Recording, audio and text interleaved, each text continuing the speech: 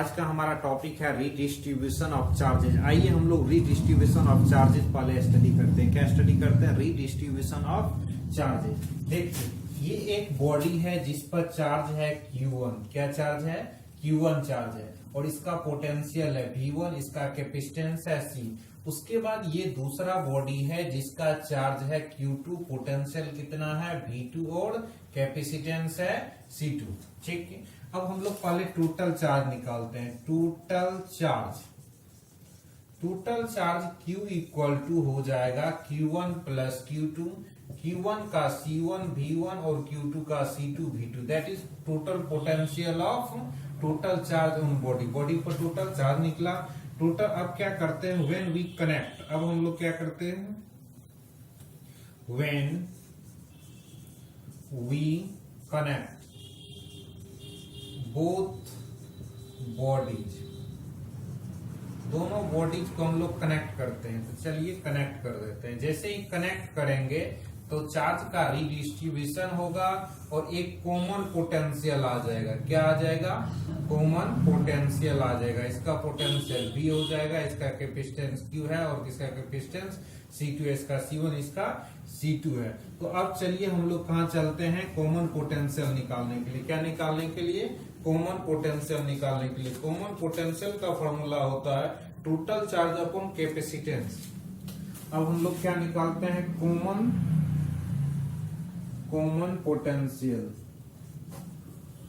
Potential V equal to होता है total charge upon capacitance.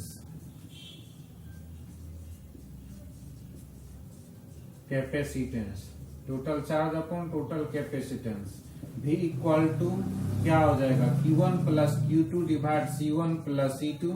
V का value C1 V1 plus C2, V2 divide C1 plus C2। ये रहा आपका total common potential. कौन सा पोटेंशियल रहा? Common potential. अब हम लोग क्या करते हैं? लॉस ऑफ एनर्जी देखते हैं ड्यूरिंग रीडिस्ट्रीब्यूशन। अब ये हो गया आपका क्या? Common potential. ठीक, अब हम लोग क्या देखते हैं? Loss of energy during redistribution या due to redistribution. Loss of energy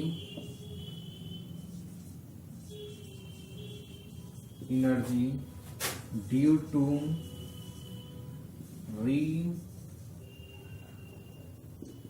redistribution of charges.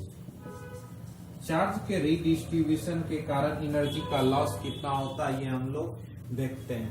यहां पर देखिए इनिशियल एनर्जी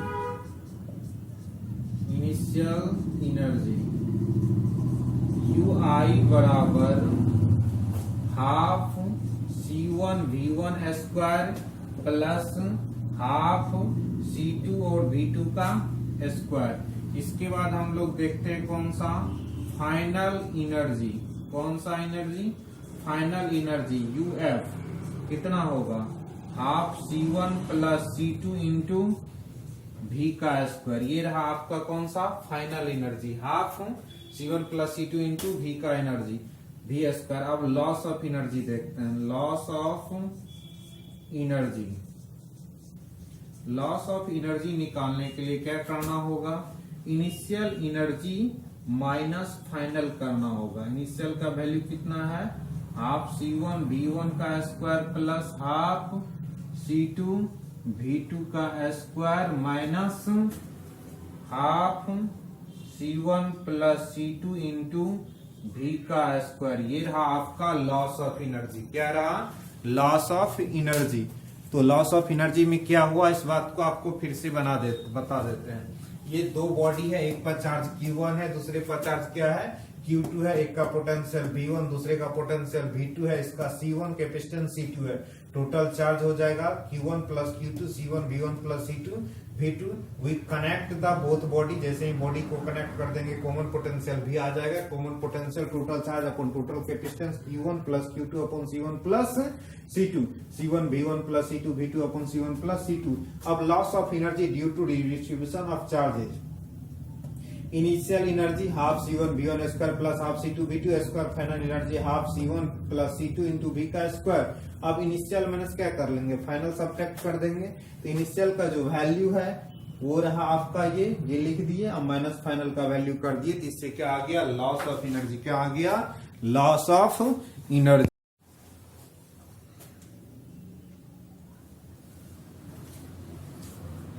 मैं अशोक सर, आज का हमारा टॉपिक है इलेक्ट्रोस्टैटिक शिल्डिंग, जो बिहार बोर्ड के लिए बहुत ही इंपॉर्टेंट है। इलेक्ट्रोस्टैटिक शिल्डिंग ये होता है क्या कि निश्चित पार्ट को, सर्टेन रीजन को इलेक्ट्रिक इफेक्ट से प्रोटेक्टिंग करने की प्रोसेस को हम लोग इलेक्ट्रोस्टैटिक शिल्डिंग करते हैं। जैसे देखिए, ये आपको क्या है, पॉजिटिव नेगेटिव प्लेट है, तो इलेक्ट्रिक फील्ड ऊपर से नीचे आएगा।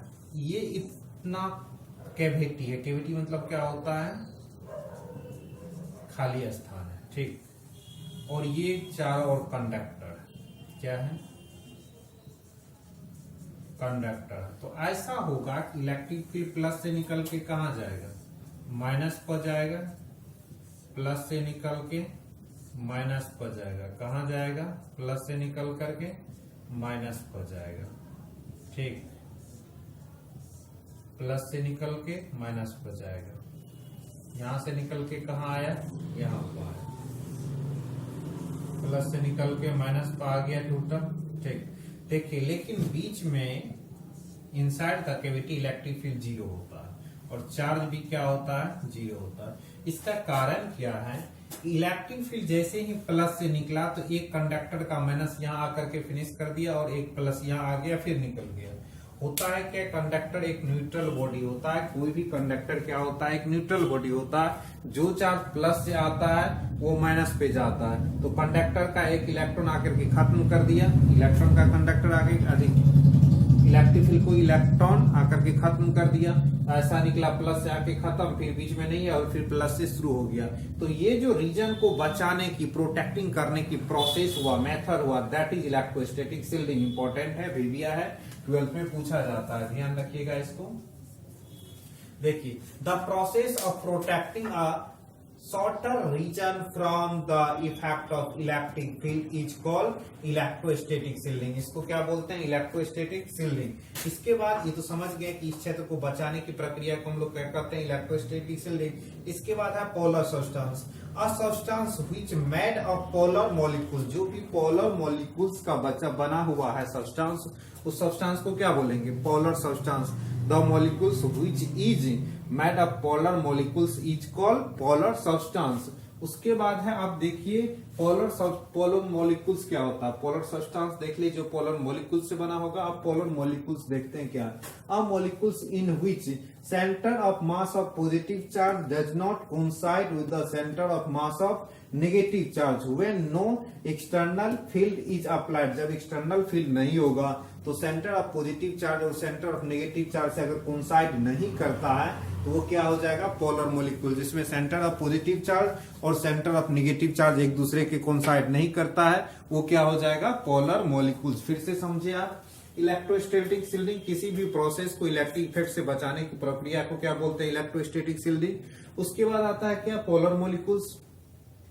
जो मॉलिक्यूल्स पोलर सब्सटेंस, जो पोलर मॉलिक्यूल से बना होगा उसका नाम होगा पोलर सब्सटेंस। और पोलर मॉलिक्यूल्स में क्या है, प्लस वाला चार्ज, जैसे ये हाइड्रोजन का और क्लोरीन का सेंटर इक्वल है क्या, तो दोनों का मास जब कोइंसाइड नहीं करता है तो वो सब्सटेंस क्या हो जाता है, पोलर मॉलिक्यूल। जिसका मास कोइंसाइड नहीं करेगा, सेंटर ऑफ मास, वो क्या हो जाएगा, पोलर मॉलिक्यूल। आज हमारा टॉपिक है polar non polar molecules. Polar molecules हम पढ़ा दिए, नॉन पोलर मॉलिक्यूल्स देखिए।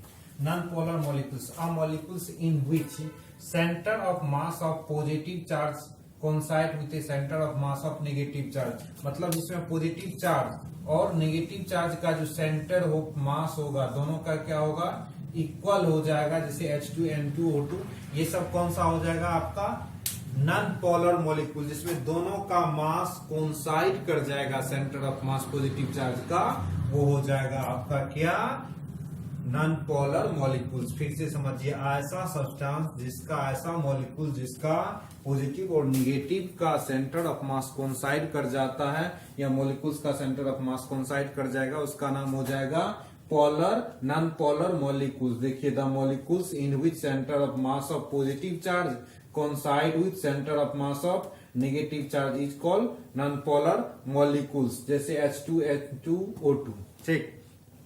अब dielectric substance, the non conducting material in which equal and opposite charge induced charge are produce on the opposite faces. Induced बोले या in produce बोले, charge are produce on applying electric field are called dielectric substance. देखिए, the non conducting material in which equal and opposite induced charge are produced on their opposite face on applying electric field। मतलब जब किसी dielectric पर हम electric field apply करते हैं non conducting material पर, तो उसमें इलेक्ट्रिक फील्ड प्रोड्यूस हो जाएगा। क्या प्रोड्यूस हो जाएगा? Electric field. अब फिर से समझिए, जब कोई नॉन कंडक्टिंग बॉडी है, इसमें इलेक्ट्रिक फील्ड हमने प्रोड्यूस किया, उसके अपोजिट फेस पर चार्ज प्रोड्यूस हो जाएगा। क्या प्रोड्यूस होगा? चार्ज प्रोड्यूस होगा। फिर से समझिए, ये एक नॉन कंडक्टिंग बॉडी है, इसमें इलेक्ट्रॉन प्रोटॉन किसी भी तरह से रैंडमली है। जैसे ही इलेक्ट्रिक फील्ड अप्लाई किए तो इस पर क्या हुआ? ए लाइन हो गया, एक लाइन में आ गया, और जैसे ही इलेक्ट्रिक फील्ड प्रोड्यूस किए, एक साइड नेगेटिव, दूसरे साइड क्या आ गया? पॉजिटिव। तो ये जो नेगेटिव पॉजिटिव आ जाता है, दैट इज डाइलेक्ट्रिक सब्सटेंस। तो किसी भी नॉन कंडक्टिंग बॉडी में इलेक्ट्रिक फील्ड अप्लाई करने पर एक साइड पॉजिटिव, दूसरे साइड नेगेटिव आ जाता है। इस प्रोसेस को डाइलेक्ट्रिक, इस सब्सटेंस को डाइलेक्ट्रिक सब्सटेंस बोलते हैं। अब देखिए, इलेक्ट्रिक पोलराइजेशन, और जिस प्रोसेस से ये अपोजिट चार्ज प्रोड्यूस होता है उसी को इलेक्ट्रिक पोलराइजेशन बोलते हैं। फिर से समझिए, जब किसी नॉन कंडक्टिंग बॉडी पर इलेक्ट्रिक फील्ड अप्लाई करने पर equal and opposite charge opposite face पर प्रोड्यूस हो जाता है, इस प्रोसेस को बोलते हैं इलेक्ट्रिक पोलराइजेशन। और ये जो सब्सटेंस हुआ उसको बोलते हैं डाइलेक्ट्रिक सब्सटेंस। अब देखिए, जैसे ही यहाँ पर हमने ये जो सब्सटेंस था, इसके अपोजिट में पॉजिटिव, दूसरे में नेगेटिव चार्ज दिए, तो एक साइड क्या हो गया? नेगेटिव, दूसरे साइड क्या आ गया? पॉजिटिव। तो इलेक्ट्रिक फील्ड कहां से हमारा जो अप्लाई किया हुआ था, ये ई नॉट इलेक्ट्रिक फील्ड था, जबकि ईपी पोलराइज्ड इलेक्ट्रिक फील्ड हुआ, और capital E total electric field है। तो E equal to E naught minus EP, यहाँ से ई नॉट का value sigma upon epsilon naught, EP का value sigma P upon epsilon naught. इसका मतलब E equal to sigma minus sigma P upon epsilon naught. Dielectric strength, इसके बाद हम लोग क्या बात कर रहे हैं? Dielectric strength, it is the ratio of applied electric field between the plates and net electric field. मतलब जो इलेक्ट्रिक फील्ड अप्लाई किए थे और नेट इलेक्ट्रिक फील्ड का रेशियो ही डाइलेक्ट्रिक कांस्टेंट हो जाता है। कौन सा हो जाता है? Dielectric constant. जैसे इलेक्ट्रिक फील्ड कितना था? ई नॉट अप्लाई था, ई नॉट अपॉन ई, इसको लिख सकते हैं हम E equal to E naught upon K, E equal to के।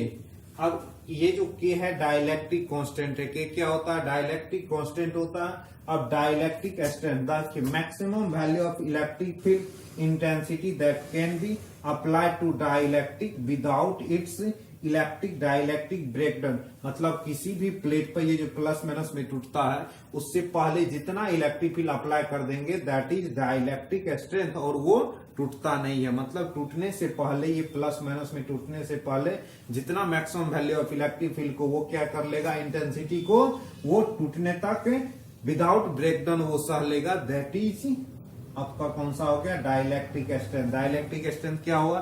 किसी भी मटेरियल पर इलेक्ट्रिक फील्ड अप्लाई करेंगे लेकिन टूटेगा नहीं। जब तक टूटेगा नहीं, उस वक्त जो उसका पावर होगा उसका नाम होगा डाइलेक्ट्रिक स्ट्रेंथ। समझ गए इस बात को? फिर से हम लोग चलते हैं। नॉन पोलर मॉलिक्यूल जिसका पॉजिटिव और नेगेटिव का सेंटर कोइंसाइड करेगा, मतलब दोनों का समान होगा, वो पोलर मॉलिक्यूल्स होगा। डाइलेक्ट्रिक सब्सटेंस, जिस भी नॉन कंडक्टिंग मटेरियल पर इलेक्ट्रिक फील्ड अप्लाई करेंगे, एक पर पॉजिटिव दूसरे पर नेगेटिव प्रोड्यूस होगा, उसको बोलते हैं डाइलेक्ट्रिक सब्सटेंस। इलेक्ट्रिक पोलराइजेशन, जिस प्रोसेस से इलेक्ट्रिक फील्ड प्रोड्यूस हुआ है, मतलब चार्ज प्रोड्यूस हुआ, उसका नाम होता है इलेक्ट्रिक पोलराइजेशन। इसका एग्जांपल के तौर पर एक नॉन कंडक्टिंग मटेरियल लिए हैं जिस पर इलेक्ट्रिक फील्ड दोनों साइड से प्लेट करके हम लोग अप्लाई किए, इस पर पॉजिटिव दूसरे पर नेगेटिव। ई नोट हो जाएगा तो E equal to E naught minus EP हो जाएगा। यहाँ से E equal to sigma P, sigma minus sigma P upon epsilon not.